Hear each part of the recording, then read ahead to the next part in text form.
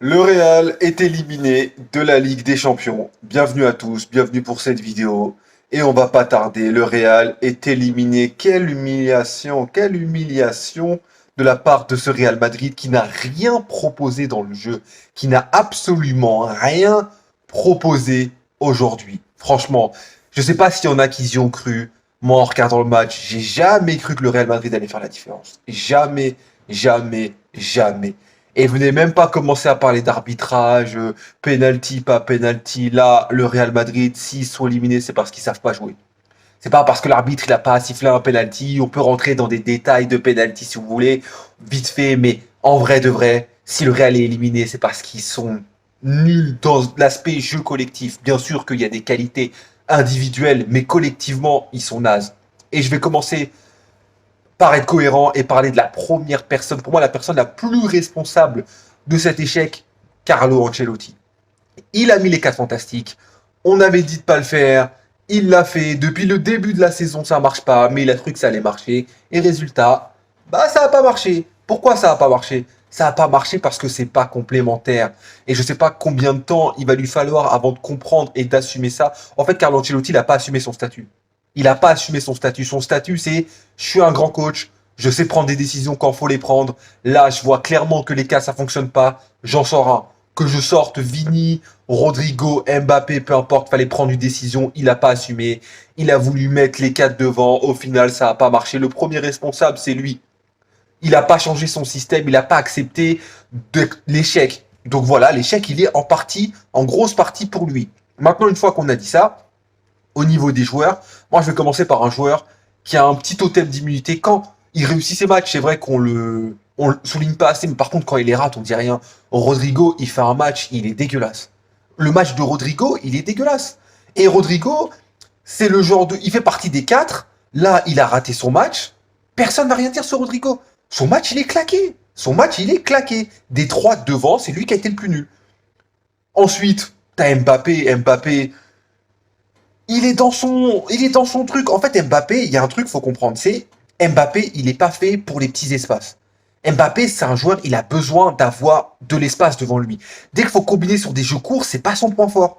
Ceux qui pensent qu'Mbappé, c'est un grand dribbleur, etc. Non, c'est un très bon dribbleur, mais il a besoin d'espace. Et quand il n'a pas d'espace, combiné dans les petites zones comme ça, il a du mal. Et là, Mbappé, on l'a quasiment pas vu. Et je vais vous dire un truc, c'est un ressenti personnel, hein.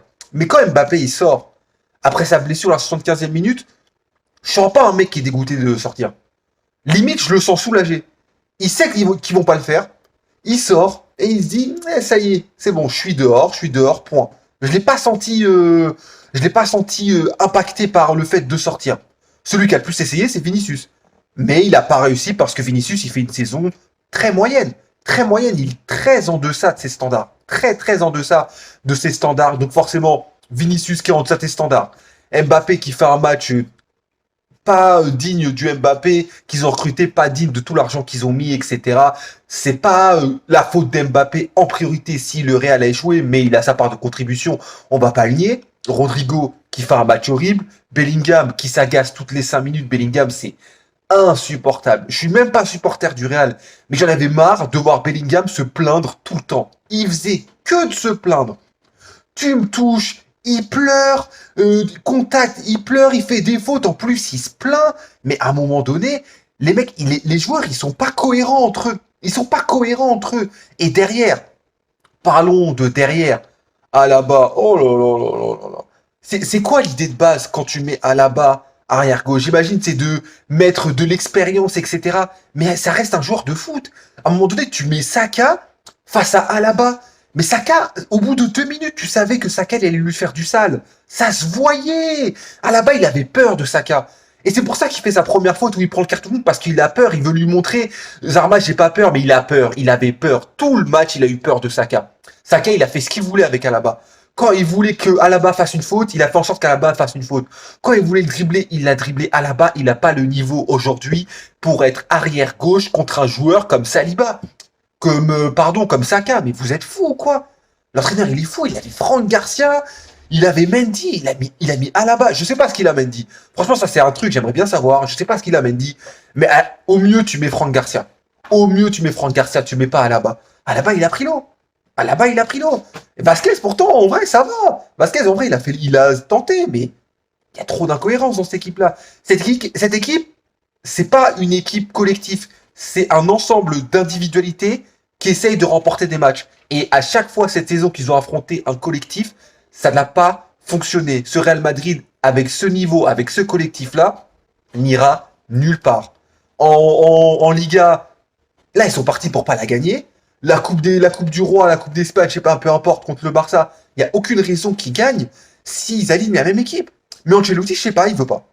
Il veut pas. Et voilà, donc au final, tu te retrouves avec une équipe qui est dépassée. Alors bien sûr, c'est pas la fin du monde. Je rappelle quand même que le Real Madrid a remporté tous les trophées la saison dernière. Faut pas tout oublier parce qu'ils ont fait une mauvaise saison, mais forcément, les gens vont faire le lien entre le fait que Mbappé arrive, le fait que le Real gagne rien, probablement va rien gagner, éliminer la Ligue des Champions, le championnat, etc. Ça a créé, ça a déstructuré l'équipe. C'est en partie parce que Mbappé a été intégré. Ça ne veut pas dire que c'est de la faute d'Mbappé, mais son intégration, plus le fait qu'on n'a pas remplacé certains joueurs comme Kroos, etc., plus le fait qu'Ancelotti s'entête avec quelques choix, bah, ça donne ce résultat, au final, une équipe qui fonctionne pas. Et encore une fois, ça se voyait que ça allait pas passer. Au bout des premières minutes, ça se voyait. Les joueurs, ils y croyaient pas du tout. Les joueurs, ils y croyaient pas du tout. Même quand Saliba a fait son erreur et que Vinicius y marque, il se passe rien. Le stade, il s'enflamme pas parce que les joueurs, ils les ont pas fait sentir qu'il y avait un truc à faire. Donc voilà, après, moi, dites-moi, hein, peut-être que j'ai raté un truc, que vous avez vu, que vous vous êtes dit, bon, il y a des faits, que pour vous, c'est l'arbitrage, etc. Parce que oui, je vais revenir vite fait. Oui, sur le penalty de Saka, il n'y a pas faute. C'est pas parce que, comment dire, c'est pas qu'il n'y a pas faute. C'est que des actions comme ça arrive 5 fois dans un match. Et si tu les siffles, en fait, tu vas tous les siffler et du coup, tu vas avoir 5 penalties par match. Donc, dans l'objectivité, il n'aurait pas dû être sifflé parce que c'est pas comme si le joueur il était dans l'action qui allait potentiellement amener un but. Le joueur d'Arsenal il était loin du ballon.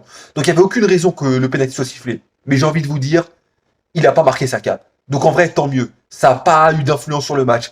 Quant au penalty d'Mbappé, vu ce qu'il a sifflé avant, il aurait pu le siffler. Ok, il aurait pu. Maintenant, le fait qu'il ne le siffle pas, c'est pas un scandale. C'est le genre de faute qui peut se siffler, mais qui ne se siffle pas, c'est pas un scandale. Et encore une fois, Mbappé, il en rajoute un peu, même s'il y a une faute de base. Donc le fait qu'il n'ait pas sifflé, moi, ça m'a pas choqué, même si j'avoue que vu ce qu'il a sifflé avant, j'aurais sifflé celle-là aussi. Mais bon, bref. Une fois qu'on a dit ça, ça aurait pas changé le match, vu comment le Real a été claqué. En tout cas, félicitations Arsenal. On part pour un PSG Arsenal. C'est sûr, pour le divertissement, on aurait préféré PSG Real, mais d'un point de vue foot, ce sera probablement mieux d'avoir PSG Arsenal. Donc dites-moi ce que vous avez pensé du match, et je vous dis à la prochaine. Ciao.